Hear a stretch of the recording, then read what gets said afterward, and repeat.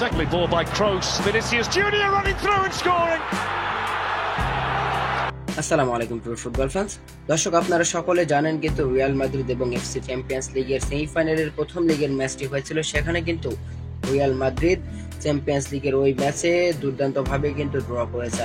আর সেখানে কিন্তু তারা প্রথম একবার পিছিয়ে থেকেও কিন্তু এগিয়ে গিয়ে শেষ পর্যন্ত তাদের ঘরের মাঠে ড্র করে মাঠ ছেড়েছে। মূলত সেখানে রিয়াল মাদ্রিদের হয়ে প্রথম গোলটা করেন ভিনিসিয়াস জুনিয়ররা, যেই গোলের একটা পাস করেছিল টনি ক্রুস। টনি ক্রুস কিন্তু বিশ্বের সেরা অন্যতম একজন মিডফিল্ডার, জার্মান এই মিডফিল্ডার এত দারুণ একটা পাস করেছিল যে পাসটাই কিন্তু গোলের চেয়ে বেশি প্রশংসা পাচ্ছে। তো মূলত প্রেস কনফারেন্সে টনি ক্রুসকে এই বিষয়ে প্রশ্ন করা হলে টনি ক্রুস একটা কথা বলেছেন। তিনি বলেন, আমার পাসটা তেমন স্পেশাল ছিল না, ভিনি তার মুভমেন্ট দিয়েই আমাকে পাসটা দেওয়ার সুযোগ করে দিয়েছে। সে সবসময় স্পেস দেখে মুভ করে, সমস্ত ক্রেডিট ভিনির।